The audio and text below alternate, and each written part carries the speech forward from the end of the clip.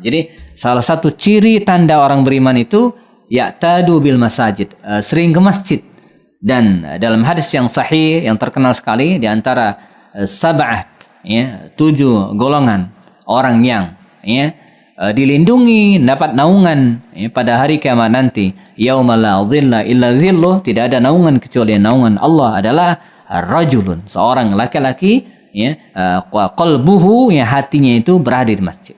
Ketika kita ingin membangun sebuah peradaban kejayaan Islam, tidak bisa dilepaskan dengan masjid. Jangan bermimpi tegaknya sebuah peradaban kalau di sebuah tempat tersebut masjidnya masih sepi, masjidnya hanya dihuni oleh orang-orang tua saja gitu kan. Enggak, itu artinya peradaban, tegaknya peradaban dan kejayaan masih jauh. Tapi sebaliknya, manakala kita bisa mewujudkan kondisi salat subuh berjamaah sudah sama dengan sholat Jumat, wah, itu artinya kebangkitan di wilayah tersebut akan segera tiba insyaallah.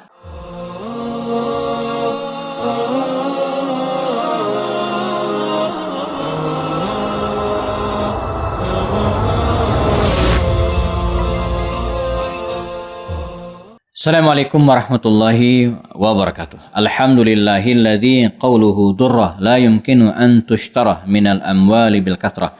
Wassalatu wassalamu ala Rasulillah wa ala alihi wa ashabihi al-barar. Teman sekalian, kita masih di program belajar Sirat Nabawiyah lewat video pendek bersama saya Happy Andi Bastoni, dan kita akan bicara tentang program apa saja yang dilakukan oleh baginda Rasul ketika menginjakkan kakinya pertama kali di Madinah.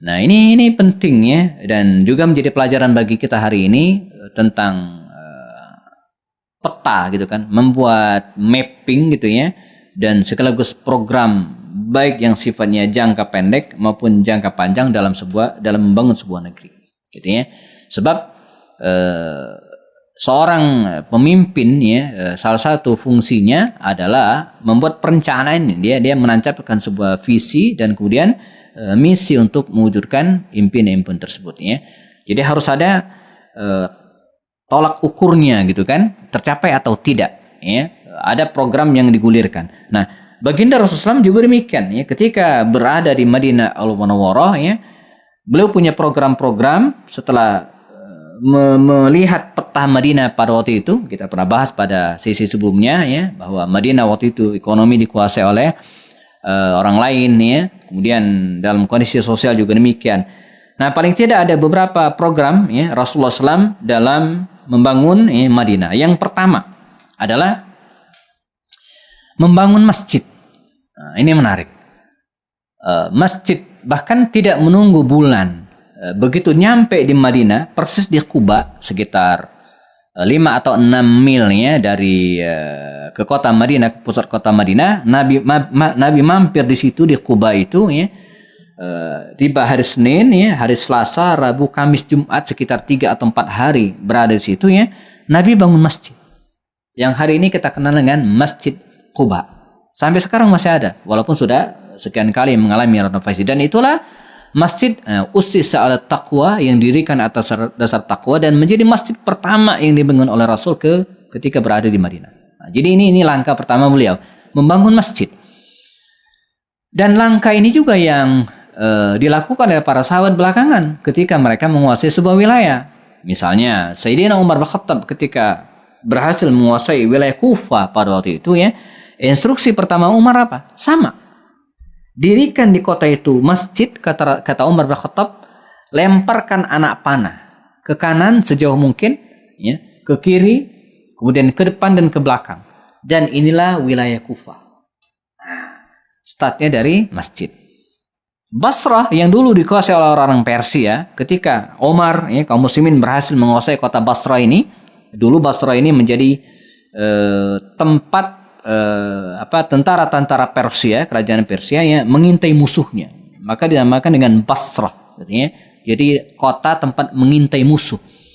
Kata Umar, dirikan di dalamnya masjid. Jadi salah satu bukti bahwa wilayah tersebut sudah dikuasai oleh kaum muslimin, fihi masjid. Ada masjid.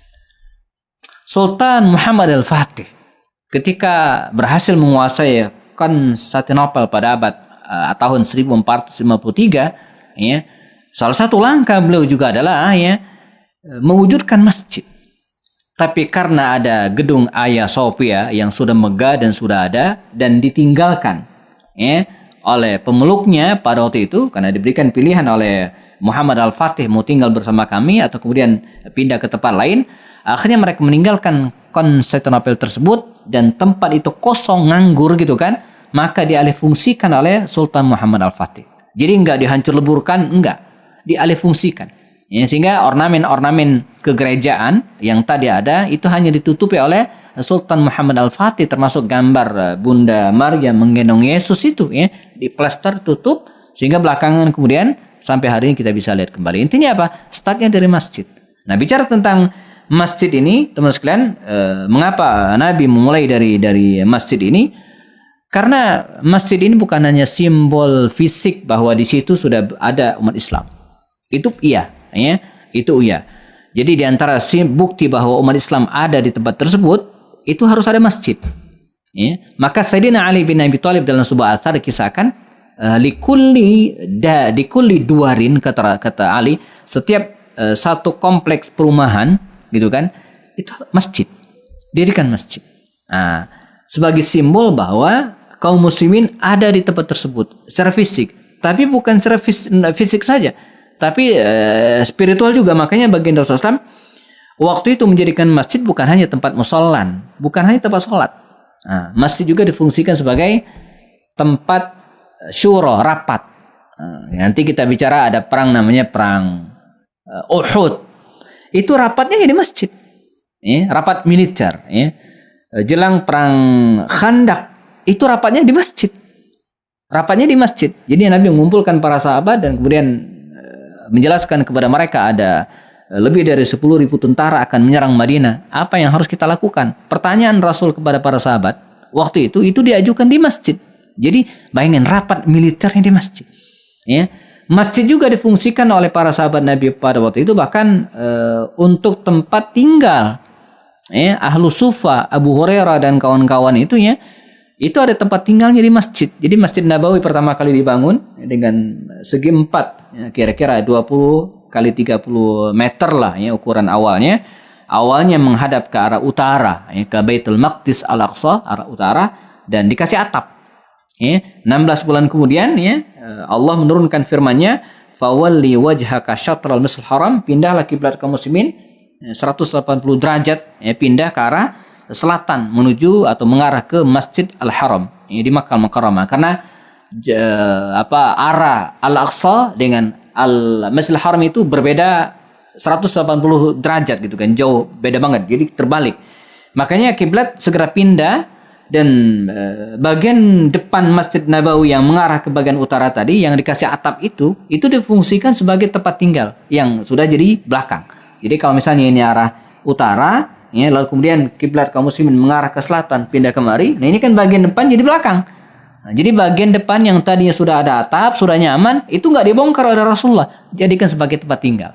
Jadi anak-anak muda waktu itu ya yang ada di Madinah, dan bahkan beberapa orang yang memang tidak punya rumah di Madinah waktu itu ya stay di masjid.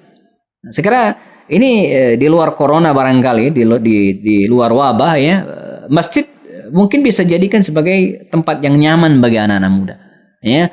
Dan jadi ya, bukan hanya anak-anak muda, bahkan anak-anak kecil juga tidak dilarang di masjid ya.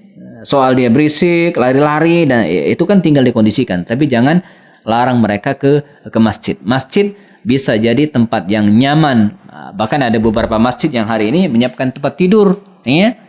Jadi tidak tepat kalau masjid ada tulisan dilarang tidur di sini. Ya, tinggal diatur asal jangan tidur tempat imam. Nanti ada yang mau sholat kan keganggu ya. Tapi kalau tidur di belakang, bersih, dialasin, bahkan disiapkan tempat tidurnya bahkan ya yang portable yang bisa dipindah-pindah, ya, ini akan lebih baik. Nah, jadi Nabi menjadikan masjid ini ya menjadi semacam bukan hanya tempat ya sebagai simbol kaum muslimin, tapi juga bagian spiritual. Dan lebih dari itu, masjid juga menjadi malqa ya, jadi tempat janjian.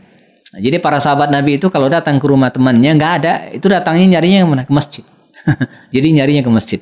Jadi kalau nggak ada di rumah ya, kalau nggak ada di rumah nyarinya ke mall, nyarinya ke kafe. Para sahabat tidak. Sebagaimana Rasul pernah datang ke rumah Ali bin Abi Thalib, nggak ketemu Ali. Dia bertanya kepada Fatimah ya, dan kemudian ternyata Ali bin Abi Thalib berada di masjid. Jadi masjid tempat janjian, tempat ketemuan, dan karenanya ini menjadi PR kita ya. Masjid-masjid itu harus dibuat seramah mungkin ya, dibuat senyaman mungkin ya. Maka masjid itu tugas kita bukan hanya ngebangunnya, tapi juga riayah ya, memeliharanya. Masjid juga harus dimakmurkan ya. Makanya masjid di zaman Nabi juga berfungsi sebagai madrasah, tempat belajar ya. Pada tiang-tiang masjid itu ada ustadz ya, yang membimbing mereka bahkan sampai hari ini, sehingga masjid betul-betul menjadinya Islamic Center ya, jadi pusat kegiatan umat Islam pada saat itu. Dan yang lebih penting lagi peran masjid ini juga jamaah rahimakumullah, dia menjadi simbol keimanan ya. Jadi di masa Rasulullah SAW, masjid menjadi simbol keimanan. Apa maksudnya? Keimanan seseorang itu dilihat dari sejauh mana interaksinya dengan masjid ya. Idza ra'aita ar-rajula, kata Rasulullah SAW, kalau Anda melihat ar-rajula, seorang laki-laki, ya'tadu bil masajid, ya sering ke masjid, ya bolak-balik ke masjid, salat berjamaah, ikut kajian ya, ya'tadu bil masajid, fashhadu lahu bil iman, maka saksikanlah dia beriman. Jadi salah satu ciri tanda orang beriman itu ya'tadu bil masajid, sering ke masjid. Dan dalam hadis yang sahih yang terkenal sekali, di antara sab'at ya, 7 golongan orang yang ya dilindungi, dapat naungan ya, pada hari kiamat nanti, yauma la dhilla illa dhilluh, tidak ada naungan kecuali naungan Allah, adalah rajulun, seorang laki-laki ya, qalbuhu ya, hatinya itu berada di masjid. Ini salah satu jenis dari 7 golongan orang yang akan mendapatkan naungan pada hari kiamat nanti, di mana tidak ada naungan selain naungan dari Allah SWT, seorang laki-laki yang hatinya selalu berada di masjid ya. Di mana dia berada, maka salah satu pertimbangannya memilih tempat tersebut masjid ya. Jadi ketika dia ngontrak, beli rumah ya, pertimbangannya ada nggak masjid di sini. Kalau tidak ada, maka dia menjadi orang yang pertama kali menginisiasi untuk membangun masjid ya, di tempat tersebut. Bukan hanya tempat sholat, tapi juga tempat ibadah yang lainnya, termasuk diantaranya sebagai lembaga pendidikan. Nah, inilah program pertama Rasulullah SAW. Sebagai penutup, lalu bagaimana dengan korelasinya hari ini? Sama. Ketika kita ingin membangun sebuah peradaban kejayaan Islam, ya, tidak bisa dilepaskan dengan masjid. Jangan bermimpi ya, tegaknya sebuah peradaban kalau ya, di sebuah tempat tersebut masjidnya masih sepi, ya, masjidnya hanya dihuni oleh orang-orang tua saja gitu kan? Enggak, itu artinya peradaban ya, tegaknya peradaban dan kejayaan masih jauh. Tapi sebaliknya, manakala kita bisa mewujudkan kondisi sholat subuh berjamaah sudah sama dengan sholat Jumat, wah, itu artinya kebangkitan di wilayah tersebut akan segera tiba insyaAllah. Pengalaman sederhana, suatu saat saya pernah chat dengan salah seorang syekh di Gaza, Palestina ya, yang pernah datang ke Indonesia ya. Dia mengirimkan gambar. Kata dia, hal sahih, katanya, apa betul foto atau gambar yang saya kirimi, kata dia, di Indonesia ya, sebab ada keterangannya di bawahnya sholat subuh berjamaah full ya, penuh masjid itu ya. Saya cek, oh betul, ternyata ini masjid di Jakarta, salah satu masjid di Jakarta, Masjid Sunda Kelapa di Jakarta, full penuh. Dan betul, itu di hari itu di pagi hari subuh ya. Saya bilang betul, Masya Allah, katanya. Kalau begitu betul, bisa jadi Islam akan bangkit dari Indonesia. Mengapa? Karena sholat subuhnya sudah sama dengan sholat Jumat, membludak sampai ke jalan-jalan. Dan betul ya, tapi peristiwa itu hanya terjadi sekali saja ketika ada tabligh akbar yang dihadiri oleh beberapa ustadz terkenal pada waktu itu ya, maka subuhnya rame. Tapi pada hari-hari lain ya biasa jadi ya. Dan itu kemudian saya jelaskan. Dia tersenyum dan katanya, kita tetap berharap kebangkitan Islam dari Indonesia dan negara-negara lainnya. Nah, ini langkah pertama Rasulullah ya. Nah, berikutnya langkah Rasulullah SAW ya, kita akan bahas pada sesi berikutnya, karena bukan hanya membangun masjid, tapi juga Nabi membangun aspek-aspek yang lainnya, dan kita bahas pada video selanjutnya insyaallah. Tetap bersama kami, saya Happy Andi Bastoni. Assalamualaikum warahmatullahi wabarakatuh.